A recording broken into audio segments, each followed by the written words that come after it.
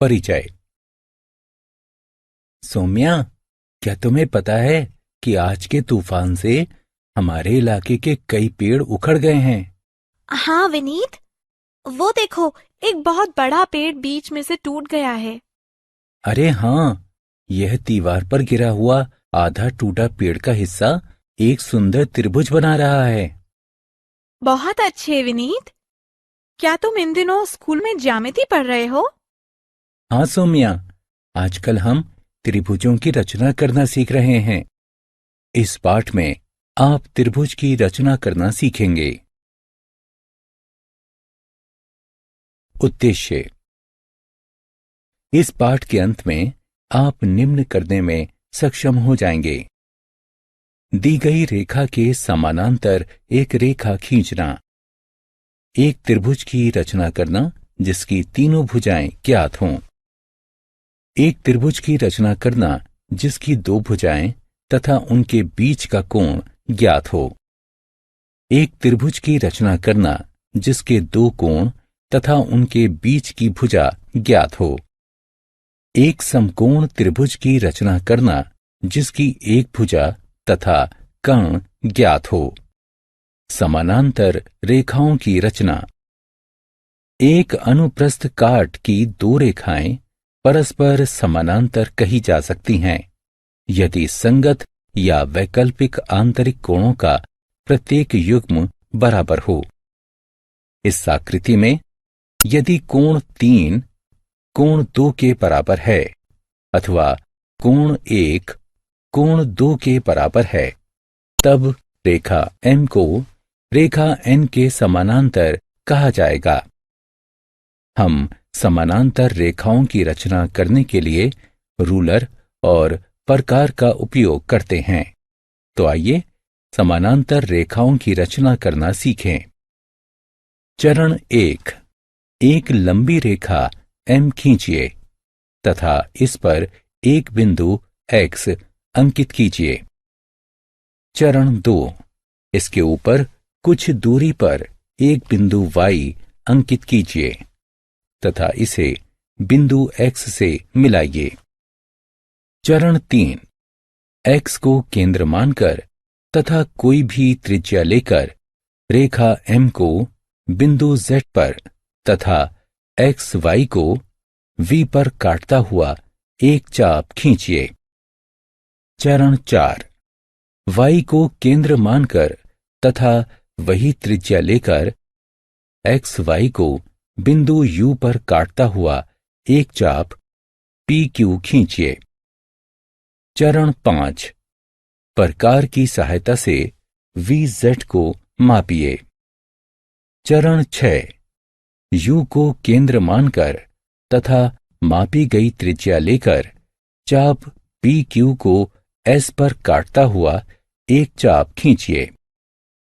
चरण 7। S और Y को मिलाइए तथा रेखा N बनाने के लिए इसे आगे बढ़ाइए। चरण 8। एकांतर अंतःकोणों SYX तथा YXZ को मापिए।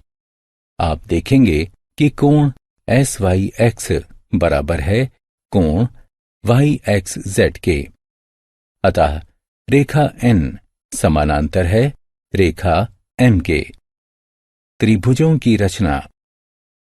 एक त्रिभुज एक दो आयामी समतल आकृति होती हैं जो 3 भुजाओं और 3 कोणों से मिलकर बनती है। हम त्रिभुजों की रचना कर सकते हैं यदि हमें निम्नलिखित ज्ञात हो। 3 भुजाएं यानी साइड साइड साइड या SSS, 2 भुजाएं तथा उनके बीच का कोण यानी साइड एंगल साइड या SAS, 2 कोण तथा उनके बीच की भुजा यानी एंगल साइड एंगल या ASA, समकोण कर्ण तथा एक भुजा यानी राइट एंगल हाइपोटेनस साइड या RHS। आइए हम सभी 4 प्रकार के त्रिभुजों की रचना करना सीखते हैं। SSS कसौटी। आइए हम एक त्रिभुज खींचते हैं जिसकी तीनों भुजाएं रूलर और प्रकार की सहायता से 4 सेंटीमीटर, 5 सेंटीमीटर तथा 6 सेंटीमीटर मापी गई हैं। चरण 1, एक 5 सेंटीमीटर लंबा रेखाखंड खींचिए। चरण 2, P को केंद्र मानकर तथा एक 4 सेंटीमीटर की त्रिज्या लेकर एक चाप खींचिए। चरण 3, Q को केंद्र मानकर तथा एक 6 सेंटीमीटर की त्रिज्या लेकर पिछले चाप को बिंदु R पर काटते हुए एक अन्य चाप खींचिए। चरण 4, बिंदु R और P को मिलाइए, बिंदु R और Q को मिलाइए। 4 सेंटीमीटर, 5 सेंटीमीटर और 6 सेंटीमीटर भुजाओं वाला एक त्रिभुज तैयार हो जाता है। SAS कसौटी। आइए अब हम एक त्रिभुज खींचते हैं जिसकी 2 भुजाएं 4 सेंटीमीटर तथा 5 सेंटीमीटर लंबी हैं तथा अंतर्गत कोण 30 डिग्री का है। चरण 1, 5 सेंटीमीटर लंबा एक रेखाखंड खींचिए। चरण 2, Q को कोण का केंद्र मानकर 30 डिग्री मापिए तथा बिंदु S अंकित कीजिए। चरण 3, बिंदु Q और S को मिलाते हुए एक अर्धरेखा SQ खींचिए। चरण 4, Q को केंद्र मानते हुए तथा 4 सेंटीमीटर की त्रिज्या लेकर अर्धरेखा QS को बिंदु R पर काटते हुए एक चाप खींचिए। चरण 5, P तथा R को मिलाइए।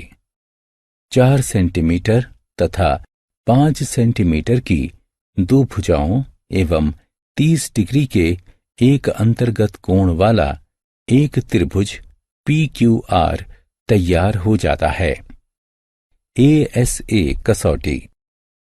आइए अब हम एक त्रिभुज की रचना करते हैं जिसके 2 कोणों की माप 40 डिग्री तथा 80 डिग्री है एवं उनके बीच की भुजा की माप 5 सेंटीमीटर है। चरण 1, 5 सेंटीमीटर लंबा एक रेखाखंड खींचिए। चरण 2, केंद्र के रूप में बिंदु Q को लेकर 40 डिग्री का कोण मापिए तथा बिंदु S अंकित कीजिए। चरण 3, बिंदु Q तथा S को मिलाते हुए किरण SQ खींचिए। चरण 4, केंद्र के रूप में बिंदु P को लेकर 80 डिग्री का कोण मापिए तथा बिंदु T अंकित कीजिए। चरण 5, बिंदुओं T तथा P को मिलाते हुए अर्धरेखा TP खींचिए। चरण 6, किरणों SQ तथा TP के प्रतिच्छेदन बिंदु को R से अंकित कीजिए। 40 डिग्री तथा 80 डिग्री के 2 कोणों तथा उनके बीच की 5 सेंटीमीटर की भुजा वाला एक त्रिभुज PQR तैयार हो जाता है। RHS कसौटी। आइए अब हम एक त्रिभुज की रचना करते हैं जिसके कोण की माप 90 डिग्री है तथा आधार और कर्ण क्रमशः 8 सेंटीमीटर और 10 सेंटीमीटर हैं। चरण 1, एक रेखा L खींचिए। 8 सेंटीमीटर लंबा एक रेखाखंड AB खींचिए। चरण 2, AB के बिंदु A पर एक लंब AG खींचिए। चरण 3, बी को केंद्र मानते हुए तथा 10 सेंटीमीटर की त्रिज्या लेकर AG को बिंदु C पर काटते हुए एक चाप खींचिए। चरण 4, बिंदु C से बिंदु B को मिलाइए। क्रमशः 8 सेंटीमीटर और 10 सेंटीमीटर आधार तथा कण वाला समकोण त्रिभुज तैयार हो जाता है। आत्म मूल्यांकन। विवरणों के साथ त्रिभुज की रचना करने के लिए उनकी कसौटी का मिलान कीजिए।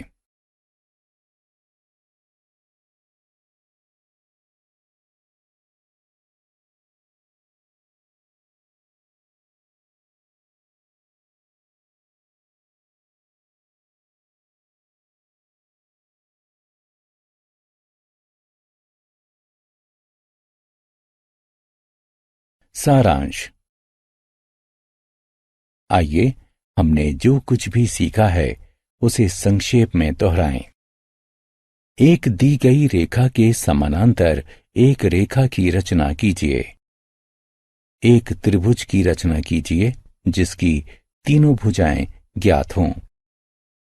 एक त्रिभुज की रचना कीजिए जिसकी दो भुजाएं तथा उनके बीच का कोण ज्ञात हो। एक त्रिभुज की रचना कीजिए जिसके दो कोण तथा उनके बीच की भुजा ज्ञात हो। एक समकोण त्रिभुज की रचना कीजिए जिसका एक पाद और एक कण ज्ञात हो।